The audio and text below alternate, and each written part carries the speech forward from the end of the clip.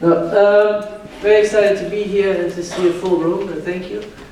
You guys made it through the awful weather. I live in New York, so it feels like spring here.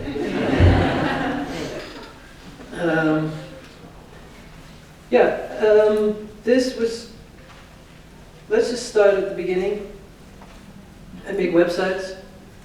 I remember I started around the year 2000 with websites, and any art opening, you always have that conversation, what do you do? And I was like, well, I make websites. Oh, cool, can you make me one?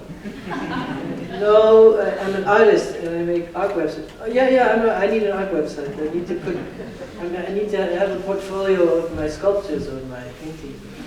No, I'm using the web as a medium. So, that was the ground thought. I started out drawing, and for me that was the quickest way from thoughts to form. It just felt natural, and I always was fascinated with cartoons and lines.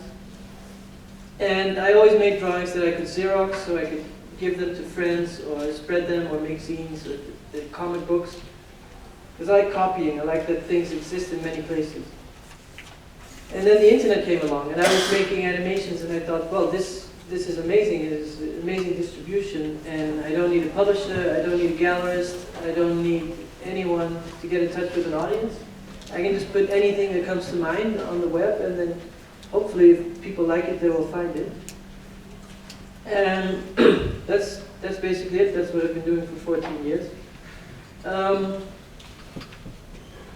When the lecture started today, I was saying that you can always find a way to show your art. So you can become friends with curators, or you can start your own art space, etc. But I felt that the whole mechanism of the exhibition machine is kind of serious, and it tends to turn people very serious as well. So when you have silly thoughts, you think, that's too silly, I'd better do something serious. But the internet is very welcoming to silly things. People love it. And so, especially in the beginning, and then what happened was that the network of the museum decided that this work is too silly. But we found that out this morning. It's a nice coincidence. So this was my first. This was my first popular website. I made a few experiments in the beginning, and this one got sent around quickly, and it was thrilling at the time to see the usage numbers go up. I remember saying to my teachers, "Oh, this website had over 100,000 visitors," and they're like, "What did you do? Did you put some porn?" No. And then I said, "Oh, it's a fart." Oh, okay, I get it. So this is the notorious work. It is too radical for the network.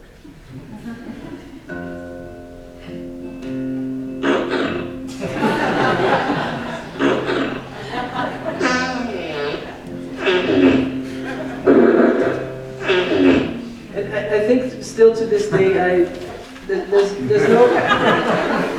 no work that I ever made that I was laughing so much while making it. I've been trying to find out if it's really biologically programmed for us to find farts funny. And so my friend just had kids, and I asked him specifically, "Can you let me know when your kids start farting if they also start laughing?" And he said they were mostly shocked. They didn't realize it was their butt. So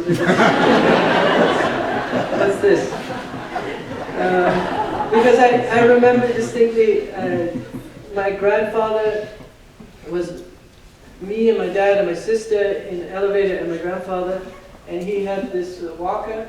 So we were already out of the elevator, and then kind of far away we hear him farting, and then he's laughing. He's so slow. He's like, and I thought it's so weird that he's 89. And he must have heard so many farts in his life. That's so funny.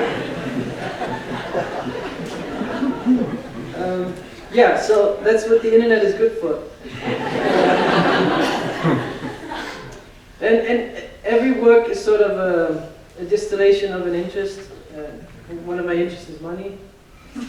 And this actually started as a perspective study. So I was interested in Isometric perspective it means that objects in the distance are just as big as objects in the front, and the lines are all parallel, so it can keep on growing infinitely. And I'm very interested in infinity, which you can do in a programmed environment. This was the first piece. I knew a little bit of coding, like go to next frame, stuff like that. And at first I just wanted to make it as an animation, but it was too heavy for the computer. There's so many lines that it's drawing all the time. And I met a friend and he was very good at coding, and he said, oh no, let's program it, and then actually it'll be random, it'll be truly infinite, it's not a loop. So that was an important thing for me, which I'm not sure everybody notices when they see the work, but and the reason for me, the important reason for infinity is that the internet has a different rhythm. So you might stare at something for half a second, or you might leave it on the whole day, but it's kind of this, it's like a painting, so you can stare at it, there's no beginning or ending. Or it's more like a fountain or a waterfall, where it's constantly moving, but it's not changing. So that's all. I thought one fun experiment right now to do is, in the beginning, of course, there was no mobile internet, but now everything's mobile, so I wanted everyone to go, take out your phone and go to almostcalm.com. I've never done this before. The reason I thought of this was because I did a lecture recently and the internet was down, and then we had to resort to this. But if you guys want to go to almostcalm.com,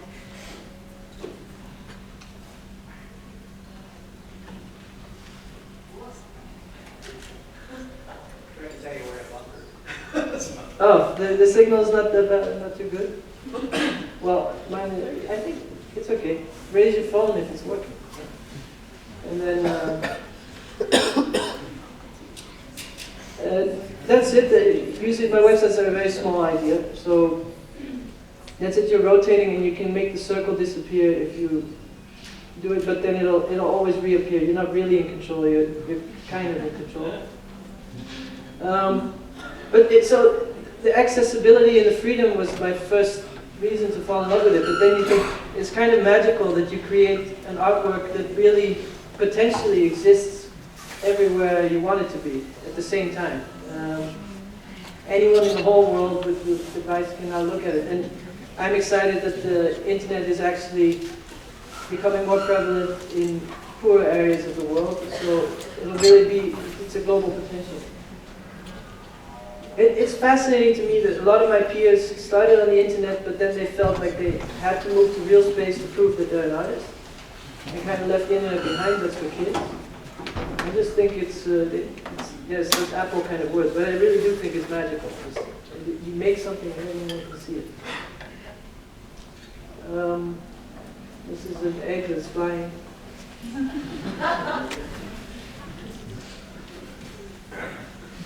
I want to do one more thing that I didn't try before. So I thought the like button was a really, I think if we'll look back at 2008, it's probably the icon of our time, or our obsession with how much we're loved, and anything we post, people still love it. And so if you, I thought, how do I make a monument to this icon?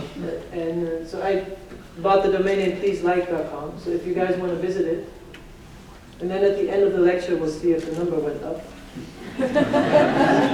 Someone wrote about this work. It's an artwork that you either like or you don't.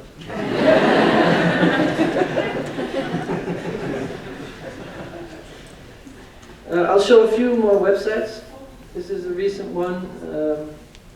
This is an example of restrictions that bring out ideas. So it's really hard for a computer to have too many objects to deal with. So my original idea was that objects would go on top of each other and grow in the background, so they would all grow. But then the programmer said, no, the computer will crash. So now it's not growing, it's just continuously bothering you. It turned out, because everything's static, you get this weird compulsive behavior. If you press the mouse, you can clean it again. I'm very fascinated by this fake feeling of control the computer gives us. So you really feel like when you delete a file that it's gone. It's just something that doesn't exist in the real world. If you throw something in the trash can, it's not gone. It just piles up somewhere and ruins the planet. But I like this clean feeling that the computer gives us. A few more examples, and then I'll move on to how that translates to exhibitions. This is a simulation of water. This is real water.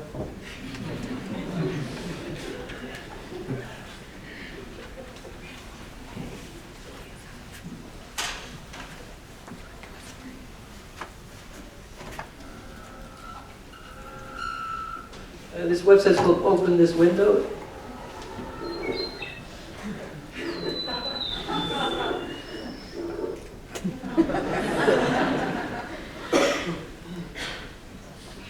Yeah, there's supposed to be a landscape. This is most work that I make. I have no idea why I made it. This one is a little bit. The only anecdote I can say, or the observation, that we spend much more time looking at browser windows than real windows, for sure. I think if you count your waking hours, you're probably spending at least 50% looking at a screen, probably more. For me, it's maybe 95. This is a room that beats itself up.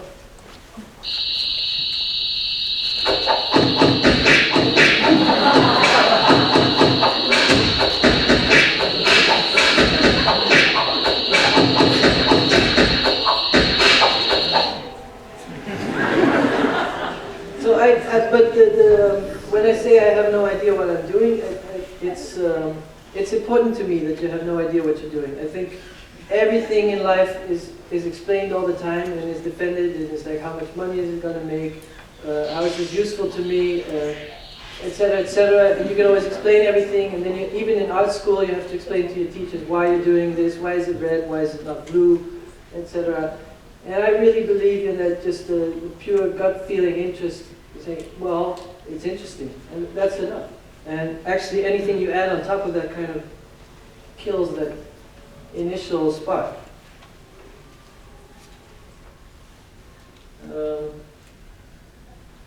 This is an infinite tennis game.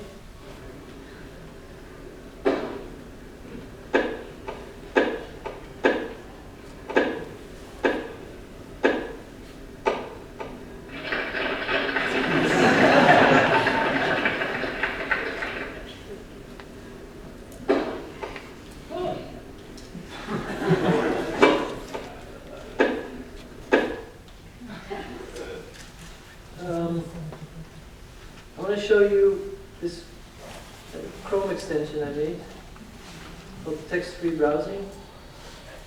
So, for example, if I go to CNN.com,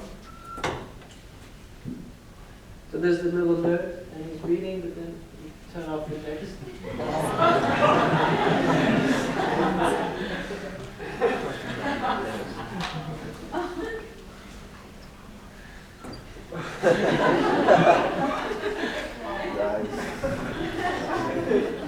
And then you can still click on the text things, and it'll just go from website to website. These things are images, so that's out of my... But you can check your email without reading.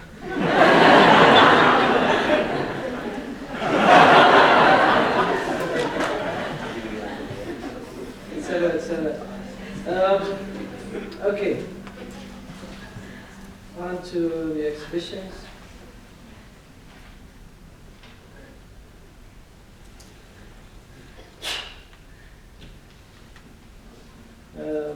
This is my tattoo.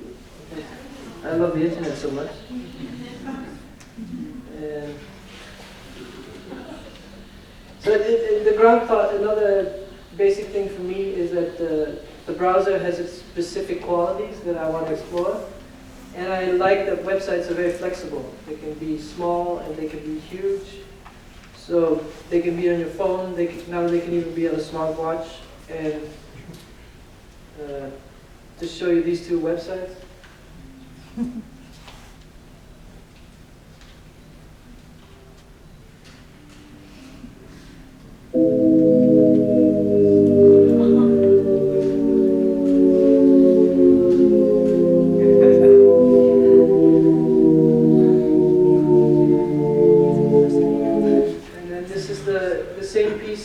on the biggest screen in Asia.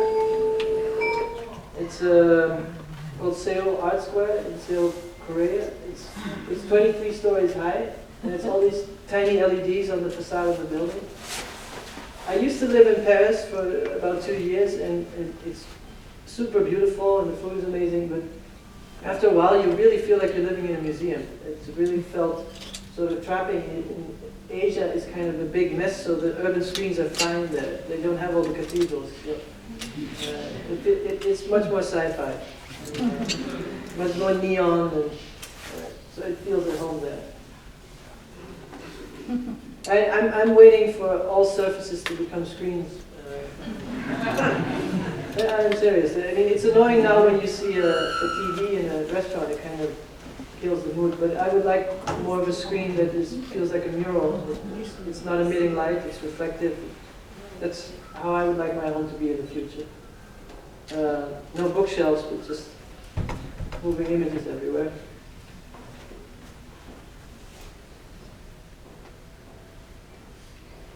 This website is called Broken Self.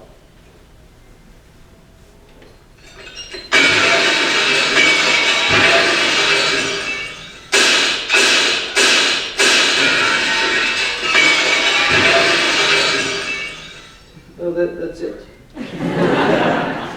And I transformed that into an installation. Sometimes I just project works, or work with projection in an angle, or work with screens like here, and sometimes I want to translate it into a specific physical work.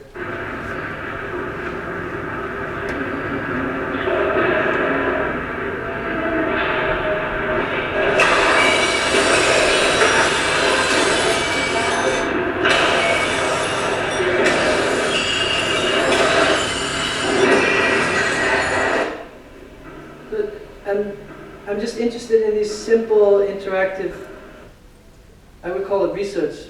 How do you feel when you break a bottle? And then I'm trying to bring that simplicity and that silliness, or sort of spontaneity of the internet, into real space. So where real space sometimes can get too serious, I'm trying to go again with that gut instinct, or that tiny spark that should be enough.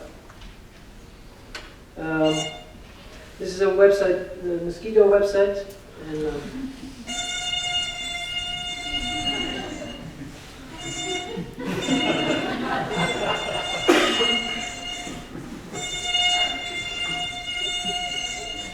so that's the website.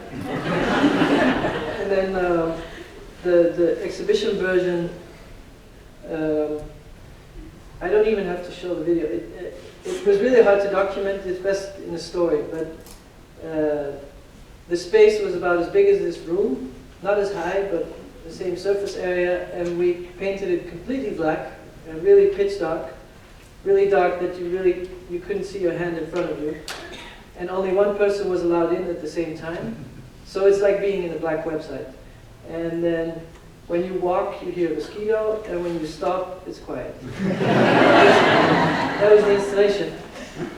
And I told the curator, and the curator was looking at me with a very scared face, because he had to explain to the board that they needed budget for this expensive yet. My work has been called conceptually flat and visually obvious. So. And then I told them, okay, we're going to do motion capture, we're going to have different sensors so that we know when the person is moving. And I spoke to a few programmers, and they're like, well, you're going to need 8 Kinects, 4 computers, then you need a server to sync them all. Then we have the problem of dust and other particles, so there might be some noise, and then we have to write an algorithm to distinguish the visitor from the noise, but the noise in front of the camera and the person over there might be just as big, so it's hard to distinguish. So it's going to be 8 weeks of work plus all the hardware. And I thought, well, that's not fun. And then I said, okay, we'll put a few security cameras in the corner, and we'll put an intern in the back, in this little room, and they will just sit there with a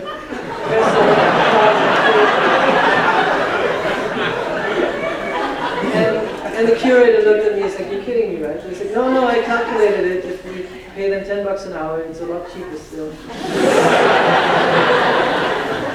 And then the QA said, oh, actually, it's kind of interesting because we have people expect the technological installation, and it turns out to be a human element. And there's this side of being observed and surveillance state. And okay, so what we finally did was, at the end, in the far corner, there was a tiny red light that you could not see unless you were in the space for 5 minutes, and your eyes adjust. And then some people made it over, and then you see a little bit of light coming in through a peephole, and then you look in, and you see the student looking at a screen, looking at you. This is the footage from the security camera.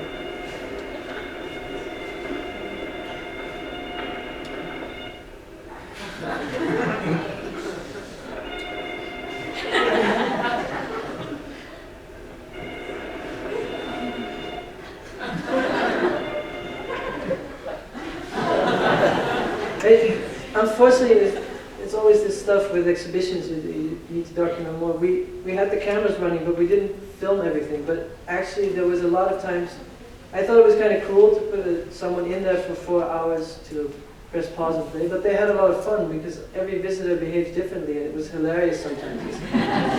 People were trying to figure out how the system was working, so some of them thought like, oh, maybe the walls have sensors, so they touched the walls, or they thought they were lasers, so they were crawling on the floor. And there was a pillar in the middle of the room, and somebody was kind of drunk and walked in with a bottle of wine, and then drank, and then hit himself in the head. And then he said, oh, he sent me a picture of his broken eyebrow, and he said, oh, I wanted to sue you, but I really like the work, so I'm not going to sue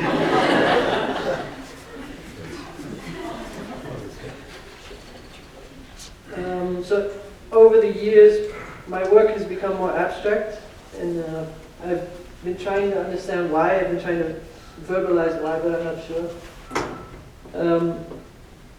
But I'm interested in the new formal properties of the browser that are different from any other medium before. So it's things like this. You move left and right, and the content of the areas move. You move up and down, and the lines move, cutting the screen in different ways. I'm interested in dividing the screens in many different ways. And then this is another example.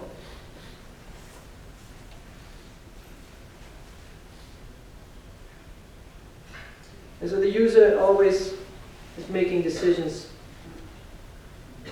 is part of the work. And then the advantage of making non-physical work to me is that there's this huge potential audience. And there's also disadvantages, but I said to myself, a moving image is never an object. You cannot hold a music video in your hand. You cannot hold a GIF animation in your hand.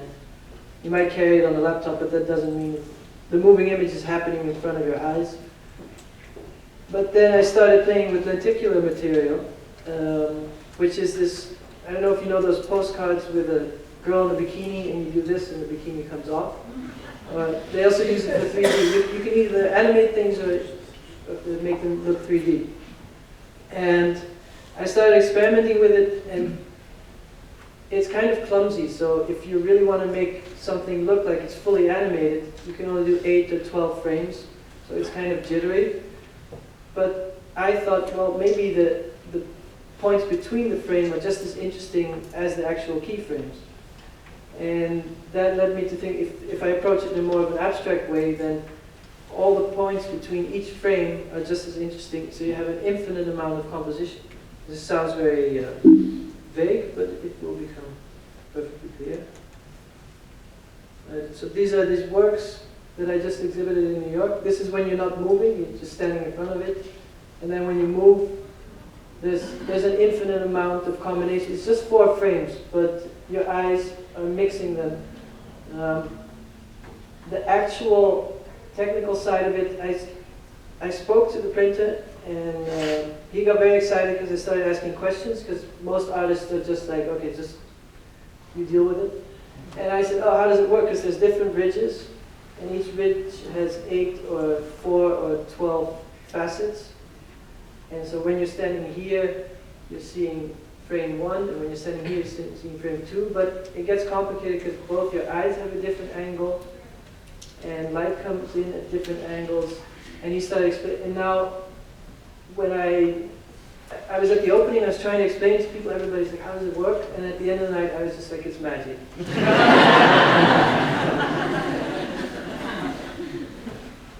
But for me, I struggled for a long time, how do I translate the way I think into stills? And then I found this form, which is not really a still and not really a moving image either. But my father is a painter, but then I also loved watching cartoons, so I always feel like I've been in the area in between. Okay, I would like to see. Oh, we had 9 likes. Thank you. Okay. I think that was it. Thank you.